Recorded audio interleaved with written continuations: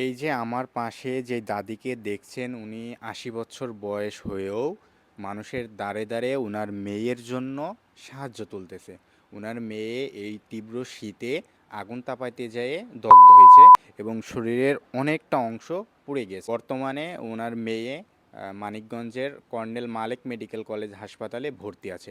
ওনার মেয়ের চিকিৎসার জন্য মানুষের দাঁড়ে দাঁড়ে সাহায্য তুলতেছে।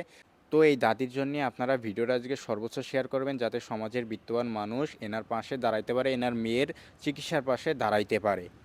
দাদি, জি। এই যে আপনার মেয়ের কিভাবে আগুনে দগ্ধ হলো?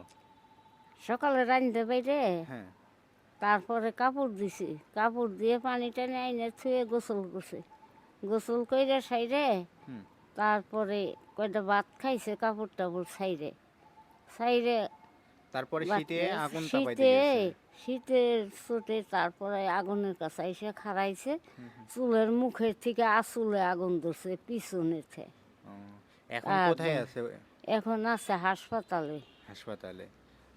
ডাক্তার কি বলেছে? আজকে ডাক্তার কইছে ঢাকায় নেওয়ার জন্যে। মানে আপনাদের সামর্থ্য টাকা পয়সা নাই ওই জন্য নিতে পারেন না। আপনার মেয়ের জামাই মানে আপনার উনি কি করে? উনি নৌকা চালায় একজনের, ও মানে অন্যের নৌকায় মাঝি। মাঝি। আহ, বুবা, ও উনি আবার বোবা। বুবা আ- নাম হইল মজিদ মোল্লা। ও, আপনার ছেলে মেয়ে নাই না? আমার আর ছেলেও নাই মেয়েও নাই, তা এই একটা মেয়ে আমার। ও, আপনি এই যে কি করেন? আমি সংসার চালাই কি করে আপনার? এই জামাই টুকটাক করে যা করে, আর আমি চাইয়ে চিনতে ই করি। আপনি ওই যে গ্রাম গ্রাম বেড়ান।